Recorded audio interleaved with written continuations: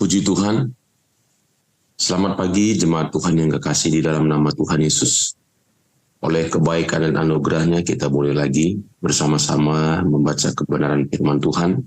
Baik Bapak Ibu, kita lanjutkan pembacaan firman Tuhan yang diambil dari kitab Amsal 21 ayat 13. Dikatakan siapa menutup telinganya bagi jeritan orang lemah tidak akan menerima jawaban kalau ia sendiri berseru-seru. Sekali lagi saya baca, siapa menutup telinganya bagi jeritan orang lemah tidak akan menerima jawaban kalau ia sendiri berseru-seru. Saudara yang kekasih, menarik kebenaran firman Tuhan ini. Saudara, kita tahu bahwa kita tinggal di dunia yang sebagian besar, ya, kalau saya katakan bahkan sangat sebagian besar adalah orang-orang yang tidak mampu, orang-orang yang berkekurangan, ya, dibandingkan dengan orang-orang yang sangat berkelimpahan, ya, maka perbandingannya tidaklah seimbang. Bapak Ibu, saudara yang kekasih dalam nama Tuhan Yesus, di dalam ayat ini, ya, Alkitab menceritakan atau memberitahukan kepada kita bahwa Tuhan mau, ya, kita tahu bahwa Tuhan kita adalah Tuhan yang adil, ya, Tuhan yang adil. Jadi Tuhan mau supaya keadilan itu bisa, ya, dilakukan, diterapkan di atas muka bumi ini. Ya, itulah sebabnya juga mengapa ada pemerintah, ya, untuk menjaga keadilan, ya, di tengah-tengah dunia ini. Nah, tetapi di lain pihak juga Tuhan memberikan tugas itu kepada kita. Ya, di sini dikatakan bahwa sepertinya Tuhan itu mewakili, ya, orang-orang yang miskin. Ya, Alkitab berkata, jikalau engkau memberi segelas air putih saja kepada seorang yang lemah, maka upahmu tidak akan hilang. Ya, nah saudara, Tuhan mau umatnya, orang-orang yang diberkati, saudara, itu benar-benar peduli, ya, kepada penderitaan atau beban berat atau kekurangan orang-orang yang sangat miskin di dalam kehidupannya, ya. Dan Alkitab berkata, kalau kita melakukan itu, maka doa kita akan dijawab. Jadi sebaliknya, kalau kita menutup telinga, kalau kita tidak peduli, kalau kita tidak mau mendengar jeritan orang-orang yang sedemikian miskin itu, maka Alkitab berkata bahwa doa kita juga tidak dijawab. Ya, jadi betapa luar biasanya pelayanan kepada orang-orang miskin, baik kita secara pribadi dan juga gereja secara institusi. Jadi saudaraku yang kekasih, tidak semua berkat yang Tuhan berikan kepada kita adalah untuk kita, tetapi Tuhan titipkan kepada kita untuk memberkati orang-orang yang benar-benar membutuhkan. Orang-orang yang miskin, Bapak Ibu. Nah, orang-orang yang miskin di sini tidaklah termasuk kepada orang-orang yang, Bapak Ibu, orang yang malas, orang yang tidak mau bekerja. Tentunya tidaklah demikian. Ya, Amsal 20 ayat 4 dikatakan di sana, pada musim dingin si pemalas tidak membajak.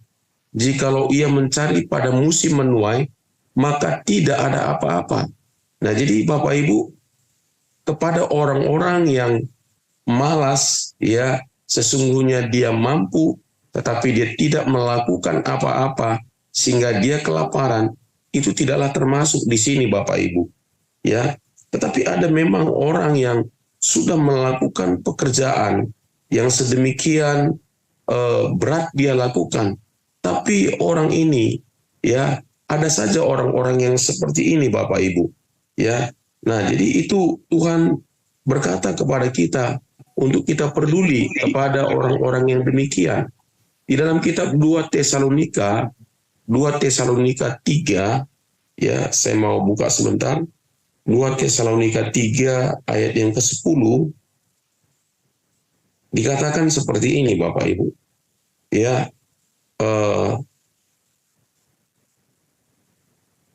sebab juga waktu kami berada di antara kamu, kami memberi peringatan ini kepada kamu. Jika seorang tidak mau bekerja, janganlah ia makan. Jadi Bapak Ibu, kita harus juga melihat tentunya ya kondisinya ya. Nah, jadi apa yang pertama-tama harus kita lakukan dalam kehidupan kita? Nah, pertama-tama Bapak Ibu, ya, kita wajib mengurus keluarga kita sendiri. Itu sebabnya betapa penting bagaimana kita mengelola keuangan kita. Sehingga kita punya alokasi-alokasi dana untuk orang-orang yang membutuhkan. Nah, tentunya kita perlu mengalokasikan dana untuk mengurus keluarga kita sendiri. Lalu apa Bapak Ibu? Lalu mengurus orang miskin di tengah-tengah gereja kita. Ya, tentunya ada saja orang-orang miskin yang ada di tengah-tengah gereja kita. Ya. Nah, lalu mengurus orang-orang miskin juga, memberkati orang-orang miskin juga yang ada mungkin di gereja-gereja sahabat kita. Ya, kemudian mengurus orang-orang miskin yang ada dekat dengan kehidupan kita sehari-hari. Ya, jadi Bapak Ibu yang kekasih, inilah yang Tuhan mau kita kerjakan. Jadi Alkitab berkata bahwa Tuhan peduli dengan orang-orang miskin yang ada di dunia ini. Saudara, Alkitab sendiri menjelaskan tentang pekerjaan Yesus. Ketika Yesus pertama kali memulai pelayanannya, di dalam kitab Lukas 4 ayat 17 sampai 19, dikatakan begini, kepadanya diberikan kitab Nabi Yesaya, dan setelah dibukanya, ia menemukan nas, di mana ada tertulis, Roh Tuhan ada padaku, oleh sebab ia telah mengurapi aku, untuk menyampaikan kabar baik kepada orang-orang miskin, dan ia telah mengutus aku, untuk memberitakan pembebasan kepada orang-orang tawanan, dan penglihatan bagi orang-orang buta, untuk membebaskan orang-orang yang tertindas, untuk memberitakan tahun rahmat Tuhan telah datang. Saudara, di dalam ayat ini jelas ditunjukkan seperti apakah pelayanan Yesus di dalam kehidupannya. Dikatakan di sana bahwa ia mengurapi, Roh Tuhan ada padaku, sebab ia telah mengurapi aku untuk menyampaikan kabar baik kepada orang-orang miskin. Bapak Ibu Saudara yang kekasih, ini bukan hanya berbicara tentang mengurusi orang-orang miskin secara rohani Bapak Ibu. Tetapi memang juga ini mengurusi orang-orang miskin secara jasmani, Saudara. Saudara, kalau kita ingat, ya ini memang pelayanan-pelayanan yang seperti ini, Saudara, ya sangat kuat juga dilakukan oleh saudara-saudara kita orang-orang Katolik. Kita mengingat kisah Bunda Teresia, ya seorang yang berasal dari orang Katolik yang berasal dari ordo berdoa, yang memang orang Katolik ini biasanya punya ordo-ordo ya, yang khusus. Nah, kebetulan Bunda Teresia ini Bapak Ibu, dia adalah seorang yang berasal dari ordo yang berdoa, yang tugasnya memang terus berdoa dan berdoa. Tapi satu kali ketika dia ada di Kalkuta, dia melihat kemiskinan yang begitu amat sangat. Manusia tidak lagi berharga di sana. Karena saking miskinnya, orang tidak dapat membantu satu dengan yang lain. Ya manusia sudah tidak ada harganya. Begitu banyak bergelimpangan di jalan-jalan, di dekat-dekat selokan Bapak Ibu. Dan orang sudah tidak peduli dengan hal tersebut. Itu sebuah pemandangan yang umum pada waktu itu di tempat itu. Dan Tuhan menggerakkan hati seorang yang bernama Mother Teresa atau Bunda Teresa. Dan kita tahu sendiri bagaimana akhirnya Bunda Teresa meminta izin kepada ordonya untuk mengurusi orang-orang miskin. Dan kita tahu Bapak Ibu bagaimana akhirnya orang-orang miskin ini mulai diurusin, diselamatkan satu demi satu. Dan lewat pelayanan Bunda Teresa, begitu banyak orang-orang yang Hindu yang berasal dari orang-orang India yang akhirnya menjadi orang-orang Katolik. Bapak Ibu Saudara yang terkasih dalam nama Tuhan Yesus, ini sangat kontras sekali Bapak Ibu. Ya, Bapak Ibu yang terkasih dalam nama Tuhan Yesus, saya ingat pada waktu itu ya, pada waktu hari kematiannya, itu pada hari yang sama, kematian Bunda Teresa itu sama dengan kematian Lady Di. Pada waktu kematian Ratu Inggris, Lady Diana, Bapak Ibu, itu menimbulkan banyak rumor, banyak isu-isu yang muncul. Tapi pada hari kematiannya Bunda Teresa, begitu banyak orang-orang India yang memproklamirkan dirinya menjadi orang-orang yang percaya kepada Tuhan. Bapak Ibu, Saudara yang kekasih dalam nama Tuhan Yesus, kita tahu bagaimana Bunda Teresa bahkan dengan pelayanan orang-orang miskin itu bisa menjadi yang dikenal di antara pembesar-pembesar di negara-negara ya di dunia ini. Jadi Bapak Ibu, mari kita belajar sebagai umat Tuhan. Ya, kita belajar benar-benar belajar memperhatikan orang-orang miskin. Ya, orang-orang yang kekurangan di dalam kehidupannya, peduli kepada mereka. Ya, puji Tuhan kita sebagai institusi juga sudah melakukannya di daerah Talitakum yang dipimpin oleh Ibu Sora. Nah, Saudara yang kekasih, kalau kita baca lagi Bapak Ibu, di dalam kitab Mazmur, nah mari kita lihat sebentar, ya, seperti apakah Tuhan memperkenalkan dirinya. Ini menarik Bapak Ibu. Seperti apakah Allah memperkenalkan dirinya. Mazmur 68 ayat 5 dikatakan begini, Bapa bagi anak yatim dan pelindung bagi para janda, itulah Allah di kediamannya yang kudus. Nah, jadi kalau kita mau mengenal siapakah Allah itu, Bapak Ibu, maka disebutkan dia adalah Bapa bagi anak yatim dan pelindung bagi para janda. Itulah Allah di kediamannya yang kudus. Ya, jadi dia Allah, bukan Allah disebutkan Bapa bagi pembesar-pembesar, Bapa bagi raja-raja, Bapa bagi orang-orang terkenal. Tidak, Allah mendefinisikan dirinya. Dia adalah Bapa bagi anak yatim. Dia adalah Bapa bagi orang-orang yang membutuhkan pertolongan. Dia adalah Bapa bagi orang-orang miskin. Dan katanya pelindung bagi para janda. Itulah Allah di tempat kediamannya yang kudus. Bisa bayangkan Bapak Ibu, Allah mendefinisikan dirinya sedemikian rupa Bapak Ibu. Dan salah satu sifat Allah, ya, salah satu sifat Allah adalah Allah itu adalah Allah yang adil. Mazmur 146 ayat 7 sampai 9 dikatakan, yang menegakkan keadilan untuk orang-orang yang diperas. Itulah Allah yang menegakkan keadilan untuk orang-orang yang diperas, yang memberi roti kepada orang-orang yang lapar. Tuhan membebaskan orang-orang yang terkurung. Ya, Tuhan membuka mata orang-orang buta. Tuhan menegakkan orang yang tertunduk. Tuhan mengasihi orang-orang benar. Tuhan menjaga orang-orang asing, anak yatim dan janda, ditegakkannya kembali, tetapi jalan orang fasik dibengkokkannya.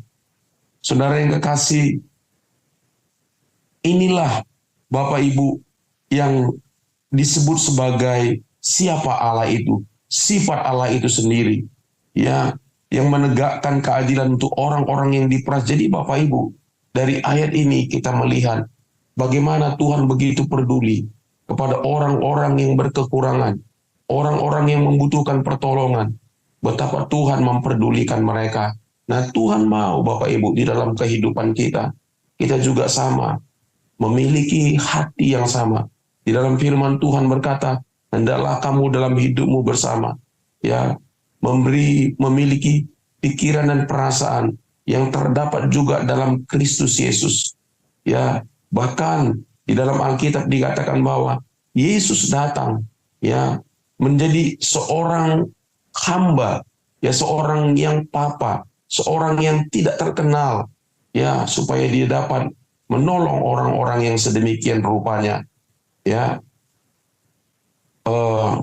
Di dalam kitab Ulangan 10 ayat 17 sampai 18 juga dikatakan begini, sebab Tuhan Allah mula Allah segala Allah, dan Tuhan segala Tuhan, Allah yang besar, kuat dan dahsyat, yang tidak memandang bulu ataupun menerima suap, yang membela hak anak yatim dan janda, dan menunjukkan kasih-Nya kepada orang asing dengan memberikan kepadanya makanan dan pakaian.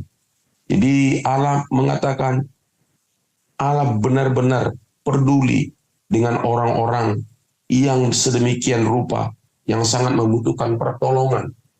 Bapak Ibu saudaraku yang kekasih dalam nama Tuhan Yesus, ya, dalam budaya kuno Bapak Ibu, ya, seperti yang ada di Sri Lanka, orang negara-negara yang menyembah dewa-dewa, ya, sangat unik sekali, ya, ketika mereka membaca Alkitab, mereka tersadarkan karena dalam budaya mereka, ya, bahwa kuasa dewa-dewa itu disalurkan kepada raja-raja, disalurkan kepada para elit, disalurkan kepada para pendeta-pendeta Hindu, disalurkan kepada pimpinan-pimpinan militer. Jadi barang siapa melawan, ya, para raja, para elit, para pendeta, para pemimpin militer, itu artinya disebutkan oleh mereka, berarti mereka melawan dewa mereka. Nah, namun di dalam kebenaran firman Tuhan itu sangat berbeda. Di dalam kebenaran firman Tuhan, siapa yang melawan atau siapa yang tidak peduli kepada orang-orang miskin menurut dunia ini, maka mereka juga melawan Tuhan. Ya, nah, jadi Allah membela orang-orang yang rendah menurut dunia ini. Nah, jadi Bapak Ibu, itulah Allah katanya di dalam Alkitab yang membela orang-orang yang demikian. Nah, kalau kita membaca kembali Bapak Ibu, satu ayat, satu kebenaran, kalau kita baca sebentar dalam kitab Yesaya 58. Yesaya 58, ya. Saya akan bukakan Yesaya 58 kepada kita.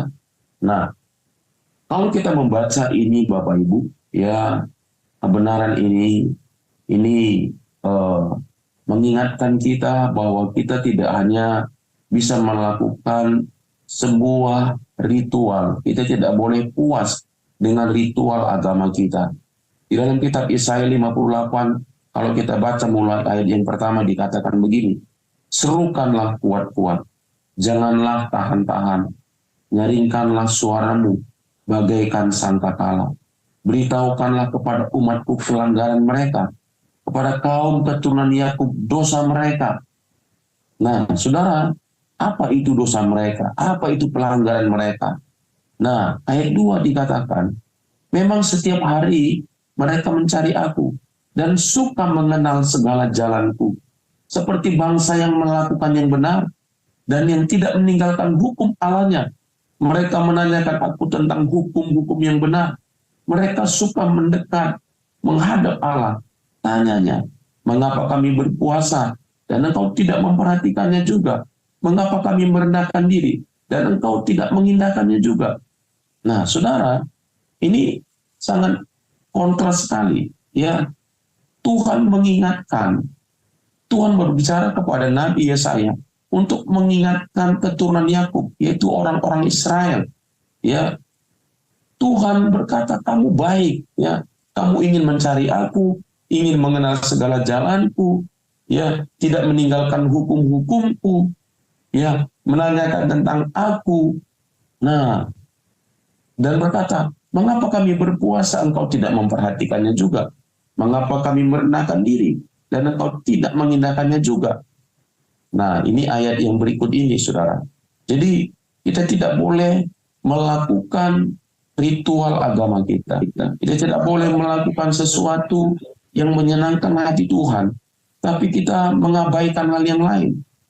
Ayat ini mengingatkan sesungguhnya pada hari puasamu, engkau masih tetap mengurus urusanmu, dan kamu mendesak-desak semua buruhmu.